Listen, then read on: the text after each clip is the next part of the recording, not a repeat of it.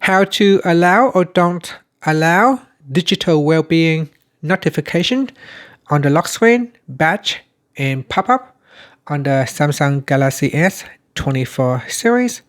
First, tap on the home button to return back to the home screen.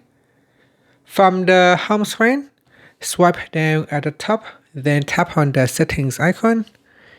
Next, in the settings page, we then scroll down and tap on digital well-being and parental controls. After that, tap on the more button, then tap on settings, then tap on notifications. After that, we go down to the notification types. In here, you can choose to allow or don't allow on the lock screen. Simply tap on the box right here to turn it on or off. So for batch, you can show it or hide it, as well as allowing pop-up notifications for digital well-being by simply tap on the box here to allow or not allow. And that's it. Finally, you can tap on the home button to return back to the home screen. Thank you for watching.